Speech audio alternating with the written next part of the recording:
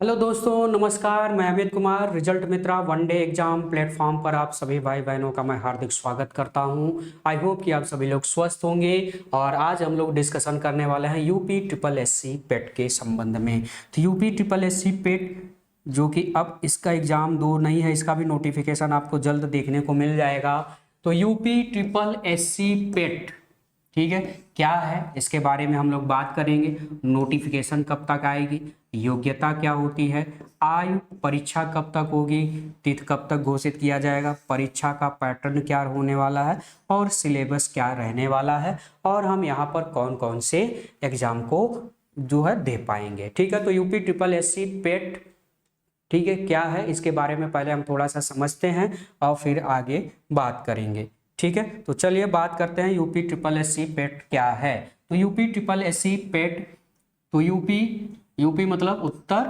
प्रदेश। तो उत्तर प्रदेश का यह एक पेट का फॉर्म आता है। उत्तर प्रदेश, एस का मतलब सबऑर्डिनेट, सबऑर्डिनेट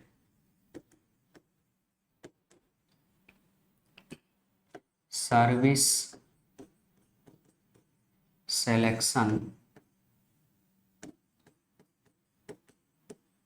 ठीक है। तो triple S service selection commission, ठीक है। तो यूपी ट्रिपल एससी यह इसका फुल फॉर्म है, Uttar Pradesh subordinate service selection commission. पेट का मतलब होता है प्रीलिम्स, यानी प्राइमरी जो परीक्षा होती है, मनरी, ठीक है। तो प्रिलिमिनरी एग्जाम टेस्ट, ठीक है, यानी पीईटी। तो Uttar Pradesh subordinate service selection commission पेट के थ्रू यहाँ पर, यानी एक आपका कई एग्जामों को मिलाकर, इसमें कई एग्जाम एक बार में, मतलब जी जैसे आपका लेखपाल है ना, लेखपाल है, टेक्नीशियन है, अभी जो इसका फॉर्म आया हुआ है आपने देखा होगा, टेक्नीशियन, ठीक है। टैक्स इंस्पेक्टर है, टैक्स इंस्पेक्टर का पोस्ट है, कई इसमें पोस्ट निकाले जाते हैं। तो टैक्स इंस्पेक्टर के है, लेखपाल के है, टेक्नीशियन के है, ठीक है। इस तरह के कई पोस्ट होते हैं जिनको एक ही में सम्मिलित कर दिया गया है। अगर आपने पेट का एग्जाम नहीं दिया है तो आप लेखपाल का एग्जाम नहीं दे सकते। पहले क्या होता था कि लेखपाल का अलग से एग्जाम होता था, लेखपाल के लिए अलग से फॉर्म आता था, आप लेखपाल का एग्जाम देते थे, आप लेखपाल बन जाते थे। लेकिन अब क्या होता है कि अगर आपको लेखपाल बनना है तो पहले आपको पेट क्वालिफाई करना पड़ेगा। क्या क्वालिफाई करना पड़ेगा? पेट का एग्जाम क्वालिफाई करेंगे तब आपका लेखपाल के लिए आप फॉर्म अप्लाई कर सकते हैं। और यह पेट का एग्जाम हर वर्ष आता है।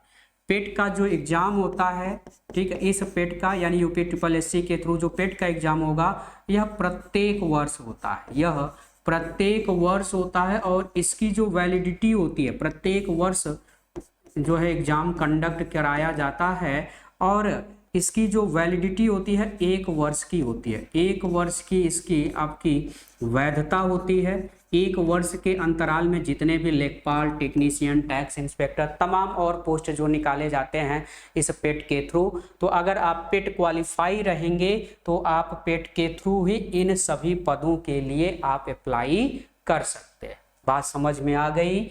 ठीक है। अच्छा, कौन कौन से पोस्ट हैं, कितना उनकी सैलरी है, कौन कौन से पोस्ट के लिए यह अप्लाई हम कर सकते हैं, तो यहाँ पर मैं आपको मेंशन कर दे रहा हूँ, यहाँ पर आप देख लीजिए। ठीक है, यह ग्रुप सी और ग्रुप कुछ एक आध जो है ग्रुप बी के भी पद होते हैं। तो ग्रुप सी और ग्रुप बी के भी कुछ पोस्ट यहाँ पर देखने को मिलते हैं। तो जैसे लेखपाल है, ग्रुप सी का पोस्ट है, ठीक है। तो लेखपाल के लिए जो पे स्केल है, ये पे स्केल है, ये कि आपका नॉर्मल पे स्केल है, यानी इन हैंड जो सैलरी आपको मिलती है वह लगभग आप मान के चलिए कि 37,000 से 42,000 के बीच में इन हैंड सैलरी मिलती है। बाकी आपका जो कटता है वो तो कटेगा ही, है ना। तो 5200 से 20,000 यह जो पे ग्रेड है वह 2,000 रुपए है। तो लेखपाल के लिए 2,000 का मतलब 2,000 रुपए नहीं मिलने वाला है आपको, इन हैंड जो सैलरी मिलेगी वह नियर अबाउट 40,000 के आसपास मिलने वाली है। ठीक है, ग्राम विकास अधिकारी यानी वीडियो का जो फॉर्म निकलता है तो यह भी इसी के रेंज में इसकी सैलरी रहती है वीडियो। महिला स्वास्थ्य कार्यकर्ता के भी पोस्ट निकलते हैं जो महिलाओं के लिए निकलते हैं। तो महिलाएं भी अगर जिनको स्वास्थ्य कार्यकर्ता के रूप में काम करना है तो आपको किसका एग्जाम देना होगा, पेट का एग्जाम देंगे। तो पेट का जब एग्जाम देंगे तो जब महिला स्वास्थ्य कार्यकर्ता का फॉर्म आएगा तभी आप जब पेट में क्वालिफाई रहेंगे तभी आप इसको फॉर्म को अप्लाई कर सकते हैं। कृषि टेक्नीशियन सहायक के भी पोस्ट निकलते हैं।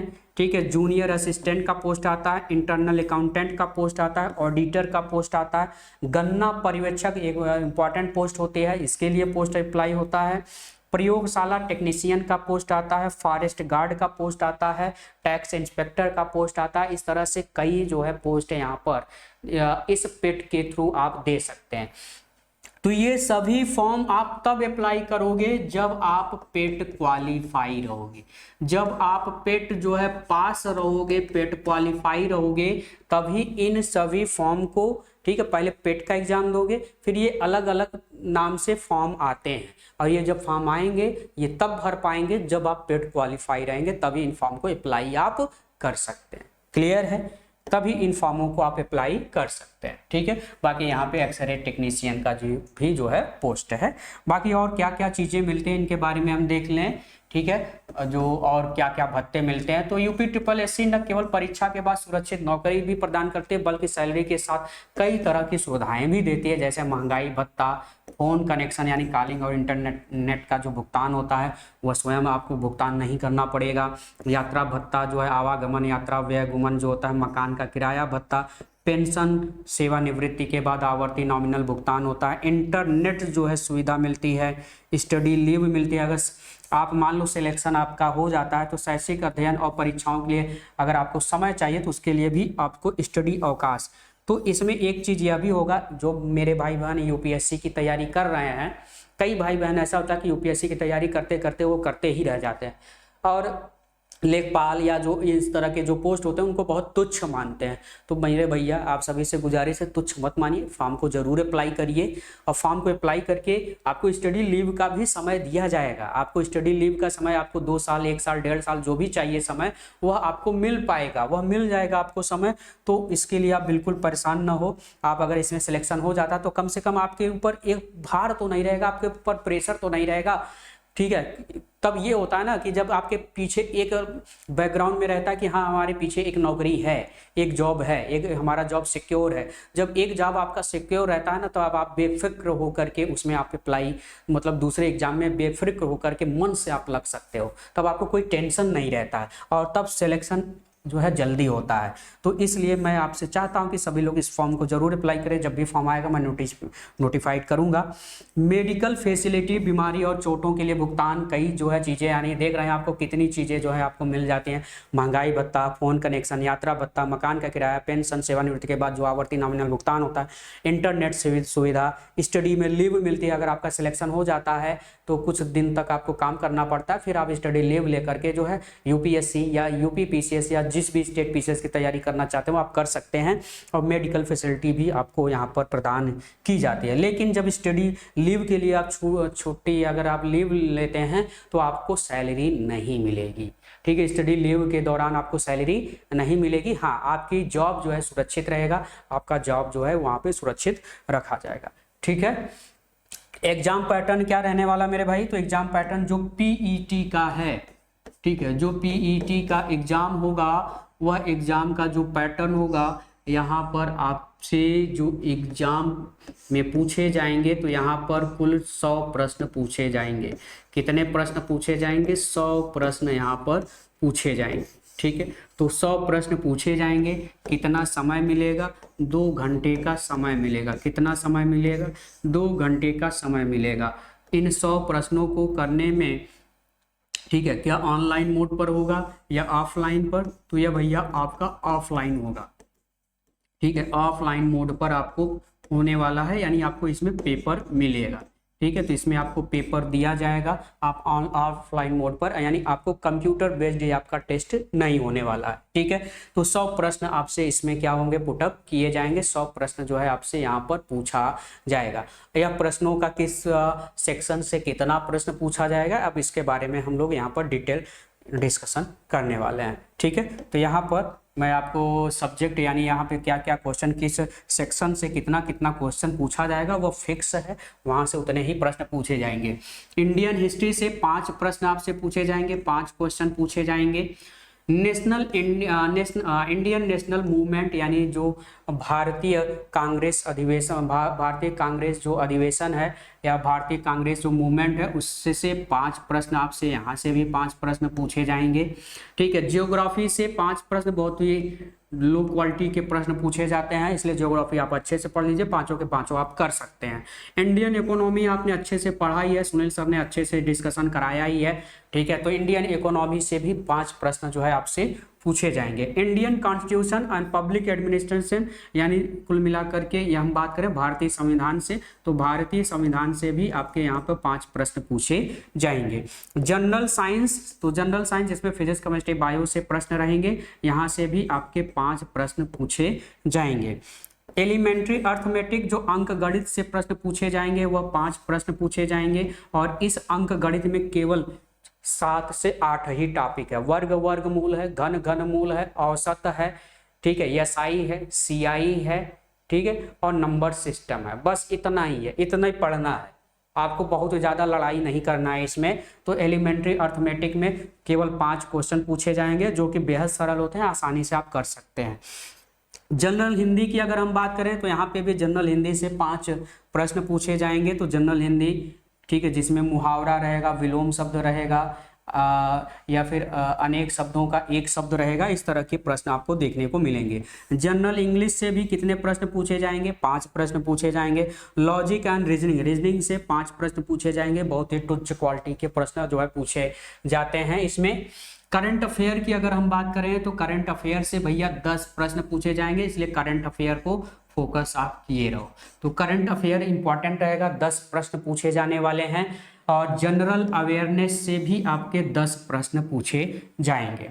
ठीक है। जनरल अवेयरनेस मतलब सबको मिला करके, यानी जनरल स्टडी, ठीक है, एक तरह से। तो हिंदी अनरीड पैसेज जो है 2 पैसेज दिए जाएंगे, एक एक पैसेज में 5-5 प्रश्न होंगे, यानी कुल प्रश्नों की संख्या 10 होगी। यानी अनसीज पैसेज वाले में क्या रहेगा, एक पैराग्राफ दिया होगा, उससे 5 प्रश्न पूछा जाएगा। ऐसे 2 पैराग्राफ दिए होंगे, दोनों में 5-5 प्रश्न पूछे जाएंगे। टोटल प्रश्नों की संख्या कुल कितनी हो जाएगी, 10 हो जाएगी। ठीक है। और ग्राफ इंटरप्रिटेशन यानी ग्राफ से प्रश्न जो है 10 प्रश्न पूछे जाएंगे, और टेबल वाले से भी 10 प्रश्न पूछे जाएंगे। ये इंपॉर्टेंट फैक्टर रहता है इनका, ये जो पूरा कर लेता है वह मेरिट में आगे रहता है। तो ये 20 प्रश्न मैं आपको बिल्कुल कराऊंगा जो कि ग्राफ से और टेबल से। तो ग्राफ, टेबल और ये जो मैथ वाला पोर्शन है, अर्थमेटिक वाला पोर्शन, यानी यह जो 25 प्रश्न है, यह 25 प्रश्न जो है आप बिल्कुल कर सकते हैं। बाकी रीजनिंग तो मैंने आपको करा रखा है, आपने रीजनिंग अगर वही पढ़ रखा है तो भी आप अगर 5 प्लस जोड़ दें तो 30 प्रश्न आप काबिल हो गए। यह 30 प्रश्न मैं आपको बिल्कुल करवाऊंगा, 30 में से 30 आप कर सकते हो। एक भी नहीं छूटने दूंगा, एक अगर छोड़ोगे तो आप अपनी गलती से छोड़ोगे। तो बहुत ही सरल होते हैं, इन प्रश्नों को आपको कैसे जल्द में करना है, क्या करना है, किस तरह से आपको पढ़ाई करना है, तो वह बिल्कुल मैं आपको पूरा इसमें हेल्प करूंगा। रिजल्ट मित्रा की पूरी टीम आपके साथ है। और इस UPSSC की जर्नी में जो कि पेट का एग्जाम है जो आने वाला है, ठीक है, नोटिफिकेशन कब आएगा तो मैं आपको जरूर जो है सूचित करूंगा और बहुत जल्द सूचित करूंगा। ठीक है। UPSC की जो परीक्षा आवेदन शुल्क है तो यह थोड़ा सा समझ लें। सामान्य वर्ग के लिए, ठीक है, कुल 185 रुपये आपको लगेगा। अगर आप पिछड़ा वर्ग हैं, OBC कैटेगरी के हैं, तो चाहे पिछड़ा वर्ग हो और चाहे आप OBC कैटेगरी के हो, तो चाहे जनरल हो चाहे OBC, तो जनरल OBC दोनों के लिए 185 रुपये हैं। और वहीं अनुसूचित जाति और अनुसूचित जनजाति के लिए जो है 95 रुपये हों। चाहे लड़के हों चाहे लड़कियां, दोनों के लिए सेम फीस है। लड़कियों के लिए कोई यहाँ पे छूट नहीं है, तो यहाँ पे आप ध्यान में रखेंगे। तो अनुसूचित जाति और जनजाति के लिए 95 रुपये का जो है आवेदन शुल्क आपसे लिया जाएगा। ठीक है। कहाँ कहाँ परीक्षा सेंटर रहेगा, तो परीक्षा सेंटर आगरा, बस्ती, हापुड़, रामपुर, इलाहाबाद यानी प्रयागराज, बुलंदशहर, हमीरपुर, रायबरेली, चंदौली, हरदोई, सहारनपुर, अमेठी, चित्रकूट, हाथरस, शामली, अंबेडकर नगर, देवरिया, झांसी, सीतापुर, औरैया, एटा, जालौन, शाहजहांपुर, आजमगढ़, इटावा, अमरोहा, संत कबीर नगर, बाराबंकी, फिरोजाबाद, जौनपुर, संभल, बदायूं, फर्रुखाबाद, कानपुर देहात, कानपुर नगर, वाराणसी, बागपत, फतेहपुर, कासगंज, सोनभद्र, बहराइच, फैजाबाद, कन्नौज, संत रविदास नगर, बिजनौर, गौतम बुद्ध नगर, कानपुर नगर, सुल्तानपुर, बलिया, गोंडा, कौशाम्बी, श्रावस्ती, बांदा, गाजीपुर, कुशीनगर, उन्नाव, बलरामपुर, गोरखपुर, ललितपुर, बरेली, गाजियाबाद, लखीमपुर खीरी, प्रतापगढ़, लखनऊ, मऊ, मेरठ, पीलीभीत, महोबा, मिर्जापुर, महाराजगंज, मुजफ्फरनगर, मुरादाबाद, मणिपुर और मथुरा।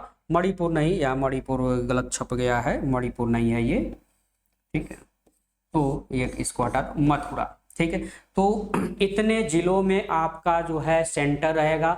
आप अगर इस जिले से अगर आप बिलोंग करते हैं तो आप अपने जिले से भर सकते हैं, आप वहां पर जो है परीक्षा दे सकते हैं। ठीक है, तो ये रही जानकारी। अगर आपको जानकारी अच्छी लगी तो आप सभी लोग एक बार कमेंट कर दीजिएगा। अगर आपको UPSSC के तहत लेखपाल बनना है या इन सभी पोस्ट के लिए अगर आपको अप्लाई करना है, जिन पोस्टों के लिए मैंने यहाँ पर डिस्कशन किया था, ये सारी पोस्ट हैं, इन सभी पोस्ट के लिए अगर आप अप्लाई करते हैं तो इसमें आपका भले ही आप UPSC की तैयारी कर रहे हो तो मेरे हिसाब से एक तो ये होना चाहिए एक ही बैकग्राउंड में, क्योंकि UPSC की एक ऐसी जर्नी है। ठीक है, बिल्कुल आप बिल्कुल मन से अगर लग रहे हैं तो अच्छी बात है, लेकिन आज के दौर में आपके बैक साइड में भी एक चीज़ होनी चाहिए। बैक साइड में भी आपका एक प्रोफेशन होना चाहिए, एक ऐसा प्रोफेशन होना चाहिए ताकि आपके ऊपर भार न पड़े। ठीक है, तो मेरे हिसाब से ये ऐसा होना चाहिए। अगर आप तैयारी कर रहे हैं तो तैयारी तो आप UPSC की कर ही रहे हैं। ठीक है, आपका GS तो अच्छा होगा ही, बिल्कुल अच्छा होगा। बस मैथ में थोड़ी सी आप पकड़ बना लीजिएगा। मैथ में अगर आपने थोड़ी सी पकड़ आपने बना ली तो इस एग्जाम को आप क्रैक कर लेंगे। क्रैक कर लेने के बाद इस एग्जाम में आप जब क्वालिफाई हो जाते हैं, चाहे लेखपाल बन जाते हैं या जो भी बन जाते हैं, आप लीव स्टडी आप ले लीजिएगा। लीव स्टडी के दौरान आपको 2 साल, 1 साल, 1.5 साल जो भी आपको चाहिए वो मिल जाएगा। और आप अच्छे से तब जब आप तैयारी करेंगे ना तो बिल्कुल अच्छे मन से फोकस करेंगे, क्योंकि आप पे दबाव नहीं रहेगा कि हमारे पास जॉब नहीं है। तो आपके पास ऑलरेडी जॉब रहेगा और आप अच्छे से प्रिपरेशन कर सकते हैं, अच्छे से तैयारी कर सकते हैं। तो मेरे हिसाब से मुझे ये लगता है कि आपको इस फॉर्म को जरूर अप्लाई करना चाहिए। और यह फॉर्म का जो डेट होगा यह जुलाई अगस्त के आसपास जो है नोटिफिकेशन इसका आ जाएगा और मैं आपको एक बार फिर से सूचित कर दूंगा। ठीक है, तो इस एग्जाम को आप जरूर दीजिएगा सभी भाई बहन। इसमें कुछ ऐसे भी पोस्ट हैं जैसे लोअर PCS वाला जो पोस्ट होता है, लोअर PCS का, अब लोअर PCS का जो भी पोस्ट आएगा अब इसी के थ्रू होगा। यानी जो कानूनगो के जो पोस्ट होते हैं या फिर जो अदर पोस्ट हैं, ठीक है, तो वह सभी पोस्ट अब इसी के थ्रू यानी UPSSC पेट के ही थ्रू आएंगे। तो लोअर PCS के जो पोस्ट आएंगे वो UPSSC पेट के थ्रू आएंगे। और UPSSC पेट के जो लोअर PCS वाले पोस्ट हैं वह भी काफ़ी इंपॉर्टेंट पोस्ट होते हैं। ठीक है, तो उन पोस्ट के लिए भी आप यहाँ पर अप्लाई कर सकते हैं। तो इसके लिए क्या करना होगा, आपको पेट का फॉर्म भरना होगा मेरे भाई। तो पेट का फॉर्म आप सभी लोग जरूर भरिएगा। तब तक आप स्वस्थ रहिए, सावधान रहिए। जय हिंद।